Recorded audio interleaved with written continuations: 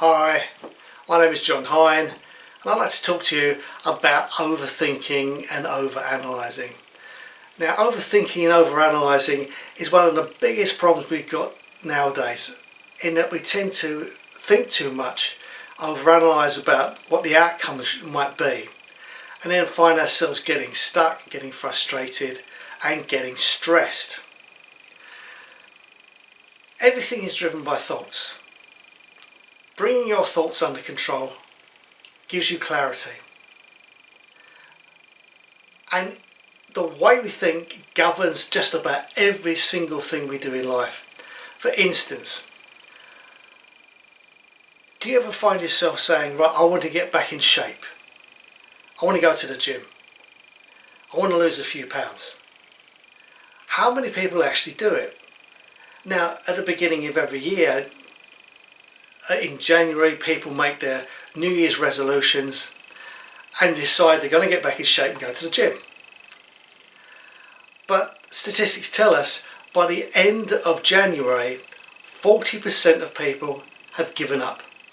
And I suspect by the end of the year, the numbers is much less than that, than the 100% who should have carried on. So why is that? The reason is the way our brains work. The problem is us. We tend to overthink and overanalyze and get in our own way. So why is thinking clearly so important? Principally because if we think clearly, we make good decisions. We tend not to make mistakes. We are focused and we know where we're going and what we're going to do, and we have a plan that's going to take us from where we are now and where we want to go. And we act decisively. We know what the next step should be. So who am I to talk to about this? Well, my name is Hine, and in my childhood and early years I really wasn't very successful. In fact, I was a real failure in my own mind, and I suspect it's just about everybody else's mind too. I was a daydreamer. I didn't want to learn what they had to teach me. I got bullied a lot because simply I didn't fight back, and I just didn't have a good future ahead of me. And then something fortuitous happened, and that was the martial arts came to the UK. I immediately signed up. I was fed up being beaten up, I was fed up being scared all the time, and I needed a way of being able to channelise all this frustration and about the way life was going. And as it turned out, I was pretty good at martial arts. I found out I was pretty good at them, and I started to progress very quickly and go up through the ranks quite fast. And one thing I learned about martial arts was discipline. It gave you discipline, it gave you a process. Everything in martial arts is process driven, and in fact everything it's turned out in life is process driven too. And I was good at it, and I sat down one day and thought, why is it I keep failing on my exams and I'm not doing very good at school and in academic studies, and yet I'm so good at doing the martial arts? And it occurred to me, if I could actually just simply model what I was doing in the martial arts, then maybe I could become successful academically too. And so that's what I did. I did exactly the same thing as I did in the martial arts, set aside the same time to do my studies, and it worked. All of a sudden I started passing on my exams. In fact, since I started the process, I never failed an exam. And that's not me showing off. It's simply saying everything is a process, and if you can just get the right process, you think the right way, you do the right things, you can become successful at just about everything. So I became a martial arts teacher, I became a martial arts instructor. I've taught literally over 100,000 people, over 300 instructors. But that gave me the ability to actually study all the things I wanted to study. So while I taught in the evening and taught the weekend, during the day I became qualified in lots of different therapies. So I became a hypnotherapist in 3 different types of hypnotherapy, advanced Ericksonian hypnosis. I became qualified in NLP, as a life coach, as a corporate executive coach, business coach. Anything and everything that would get me one step closer to understanding why some people are successes and why some people are not successful in the whole of their lives. I thought this was a really important thing to master. So for decades I studied, and I eventually became a therapist, and I became a coach. And this gave me insight into why people do what they do and why we don't get to where we want to go. When I was in my teens, I also studied under a famous meditation master who was a Buddhist Lama, and he taught me mindfulness of thought. And so since that time I've spent my whole life studying meditation and mindfulness especially. And eventually I taught meditation I taught mindfulness in movement in the Houses of Parliament to some leading politicians. And I've also co-written a book with Brian Tracy, who's a very famous teacher of personal development in the United States. So we're dealing with these thought processes. We think 50 to 60,000 thoughts a day, 90% of which are negative and 95% we thought the day before. In reality, where the thoughts come from is bad programming. From when we're born to when we're 6 years old, our minds are completely open. We're generating theta waves in our brain, which is why little kids can have amazing fantasies, imaginary friends, and they've got a very, very vivid imagination. This is caused by theta waves. But the problem with theta waves is it leaves your mind completely open to suggestion. And of course, all the people around you are thinking 90 to 95% negative thoughts, and they're probably saying negative things or behaving in a negative way. They're not doing it deliberately. It's just you get frustrated with life. Sometimes you get angry. You don't know what to do next, and you'll verbalise this in front of the kids. And so we've got these little beings, you and me, who are surrounded by these all-powerful adults who know exactly how life works, and they protect us and look after us and they teach us. But they're saying negative things, and it's not just your parents, it's about your relatives, your next door neighbours. The whole environment tends to be a bit on the negative side, including the news. And you're taking all this in, and it's leaving a lasting impression. When you get to about 6 years old, there is a change happens in your brain.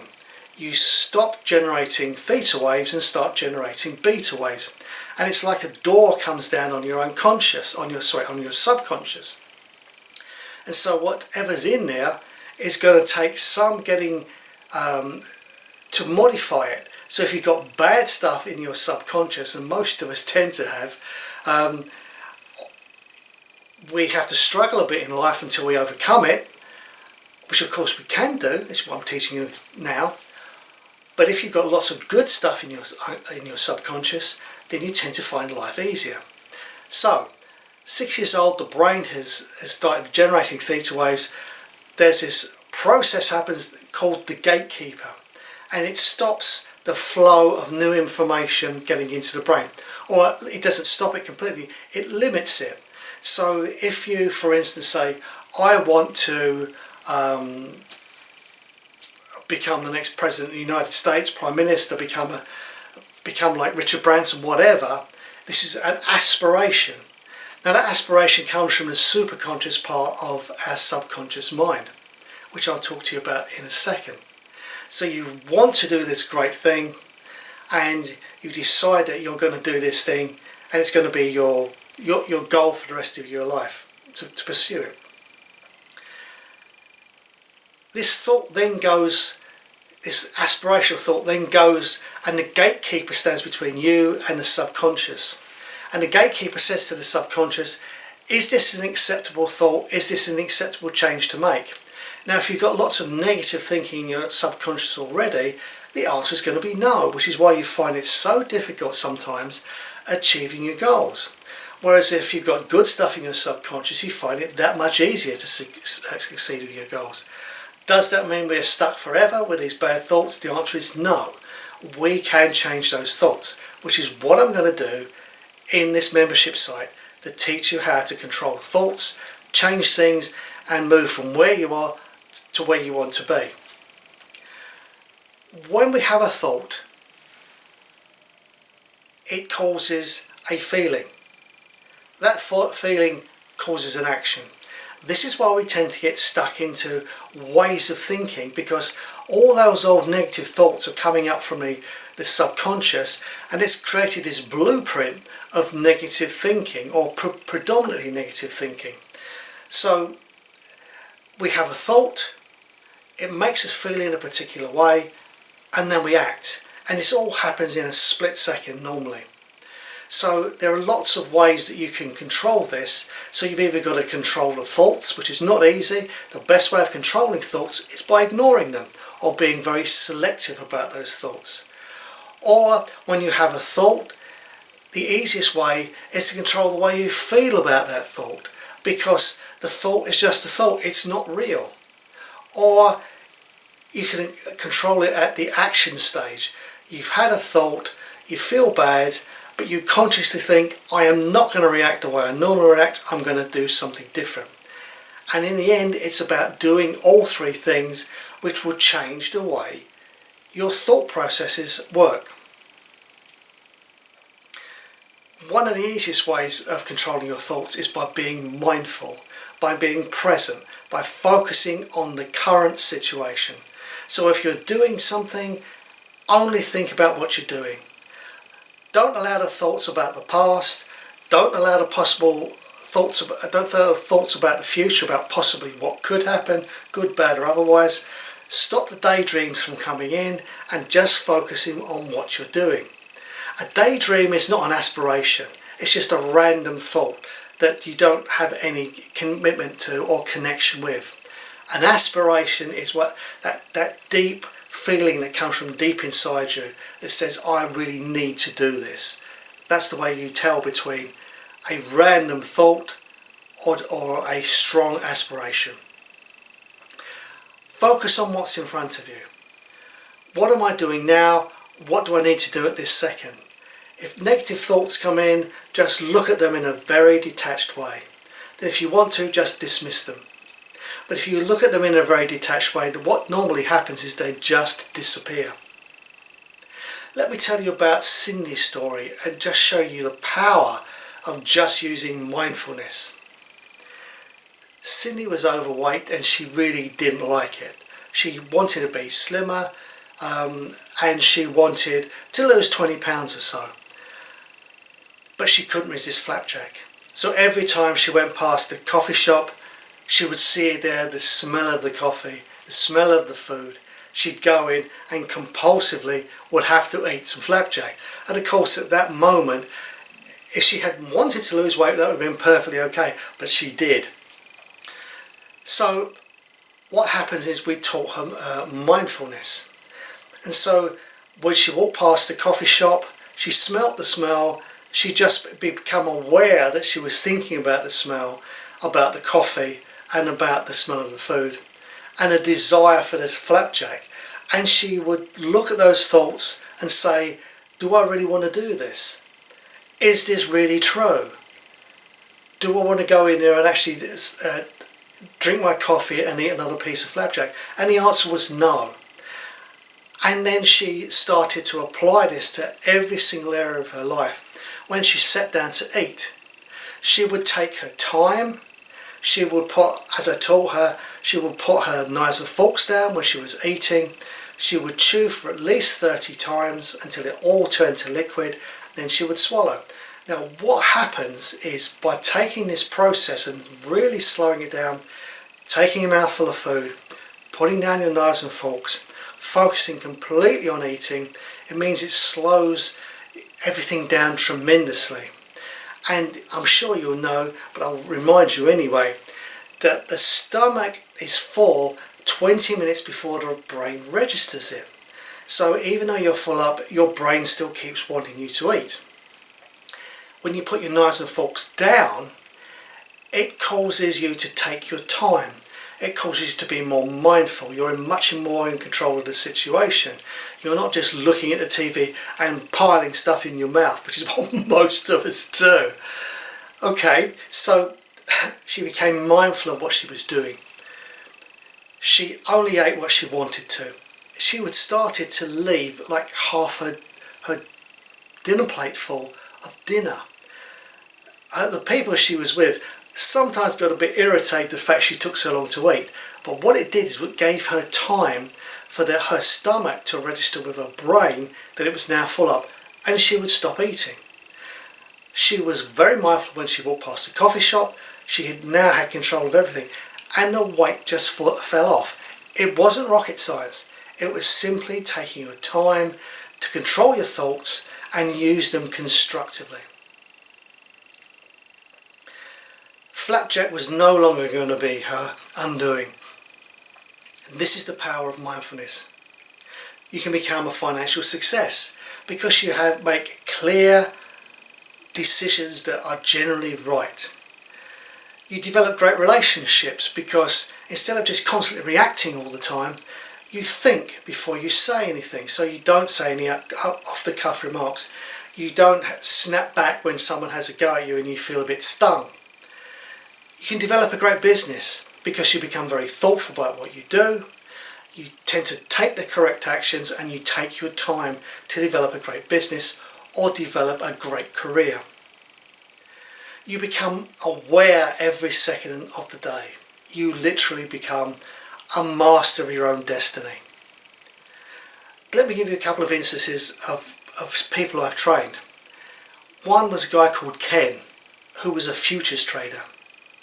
And you've probably seen them when they're dealing and they're shouting and screaming and they're gesticulating with their hands and they're taking orders and they're making split-second decisions. Ken was different.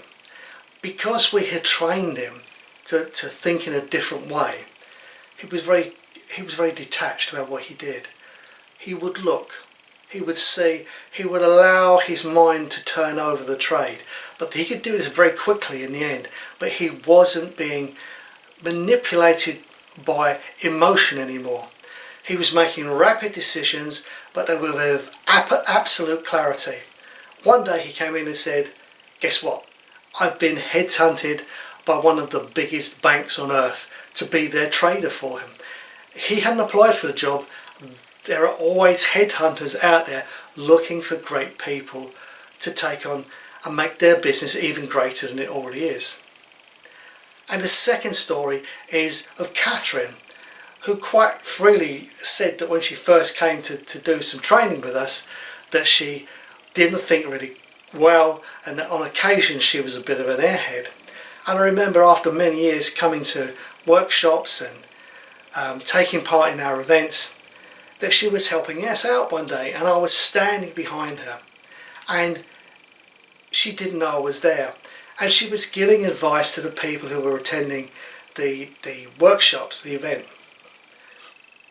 And I listened absolutely transfixed because this was not the mind of someone who was in her head. She had developed into something quite extraordinary. She was giving wise advice, it was thoughtful, she was answering the questions in a very calculated, thoughtful way, trying to give the best advice she could to these people who just wanted to know so badly. And I was just so amazed that people can transform to such a degree. I did. It transformed me. All the meditation, all the training, all the hard work changes you. It can change you too. First of all, I want to teach you an exercise called breathing mindfulness. Now this will get your mind into the habit of being here now in this moment. So to do your breathing mindfulness is all you had to do is set aside just 15 or 20 minutes a day to start with, at least, to take time out, and it's all you do is concentrate on a point just below your nose, and watch your breathing move in and out. Do not try and affect your breathing. Just allow it to flow in and allow it to flow out. And then start to count your breaths. So 1 breath in, 1 breath out is 1 and 2, and go through until you reach 10. It's very rare that you'll reach 10, because what normally happens is your brain starts to interfere and vast numbers of thoughts come up, and it tries to take your mind away from what you're trying to do. And is all you're trying to do is think about your thoughts. And even though you probably won't, the Buddhists reckon that if you reach 10 without thinking one solitary thought, that you're enlightened already. But I can tell you, it's not easy to get to 10 without thinking a thought about something. Even feeling whether you're happy or sad, warm or cold, where your bottom is on the seat, or anything else, is a thought. So when you become totally, there is an absence of thought while you're doing your breathing mindfulness. So as soon as you get to a point where a thought comes in, intrudes, then just go back to 1 and go through count from 1 to 10 again. You'll probably never reach 10, but it will be such a fantastic discipline. It will bring your mind here now, focusing on what you're doing. It's like doing a physical exercise. This is a mental exercise. What are the benefits? Well, the benefits are your health tends to improve. You tend to be less stressed. You think clearly because you're doing your 15-20 minutes a day. You turn it into a habit to be mindful and to think only of what you're doing in this very second. So when you're sitting meditation, thinking about the breath, and for the rest of the day, just focusing on what you're doing now. And every time your mind tries to take you away from what you're doing now, just gently pull it back again. So it gives you greater control, you think more clearly, you know where you're going, you're less stressed, you tend to be more healthy, and you generally feel so much better, and you improve relationships with your partner, friends, and everyone around you. I'll give you 6 ways to stop overthinking. These are effective, they work, try and put them into action. Whenever you're thinking deeply about something, set yourself a deadline. Set yourself a certain amount of time that you're going to make a decision about this thing. Now only you can know what the correct time is. But it could be from half an hour to 3 hours, or even a day or 2 days. But there has to be a limit, because what happens is if you find yourself months after month thinking about the same problem, or even in some cases year after year, and not solving it, it means you overthought it. So set yourself a time and make a decision. Once you've made this is number 2. Once you've made your decision, act on that decision. Don't carry on thinking about it. Don't try and control the situation. Don't try and control over what other people are going to do. You cannot control what other people are going to do. It's all you're doing is overthinking. It's worrying. And the most useless emotion of all is worry. Because worry doesn't do anything. It keeps us locked into worrying about the future, worrying about the repercussions of what we decided. So don't do that. Worrying is a complete waste of time. If you act on what you decided to do, then you're too busy to stop, to be worrying, and you're taking action, and you're moving your life forward to a better place. As you probably know, if you've listened to or watched me on many occasions, I'm really into making effective plans. So if you've made your decision, make an effective plan of getting to where you want to go, step after step. So you plan for, if you think it's going to take you a week to decide on to work out the plan, to back up your decision, then set daily goals. Then have a weekly goal, and by the end of the week, if you thought it was going to take you a week, you've probably achieved what you wanted to, you've made the decision, and you've moved on to a new place. Once you decide, forget about it. This is number 3. Once you've decided, you forget about it. It's really empowering when you finally make a decision and you can just let go. You've made the decision and you act. Like my dad used to say to me, at some point in your life you have to stand up and be counted. You have to draw a line in the sand and say, thus far and no further. And my dad used to talk to me about this when I was a kid, but it's actually very good. He was talking about being decisive, that you have to make a decision in your best interest and just live with it once you've made a decision. Do exercise. This is number 4. Get in the habit of doing exercise. Now, it doesn't necessarily have to be about going down the gym, although it can be good. Or you can go for a walk, or you can go for a swim, or you can practice Tai Chi, or whatever. So if you don't want to go for a walk, then go for a run. If you don't want to go to the gym but fancy going for a swim, then go for a swim. If you don't want to do Tai Chi, then maybe go for a walk or go and practice yoga. Whatever you want to do, so long as you get the exercise in. Obviously, if you're a bit out of condition before you start doing any strenuous exercise, maybe you should go and talk to your health professional who will advise you so you can start off in a nice steady way, look after yourself, look after your health. Number 5, do something spontaneous. We tend to get stuck into a same old way of thinking. We end up going round and round and round and we get stuck. And this can go on for the whole of your life. So start to become a bit spontaneous. Do something different. Go and eat a different type of food. Go to a different restaurant. Go and do something a bit crazy for you. Go do something different. Go see a movie at a time when you normally wouldn't go and see it.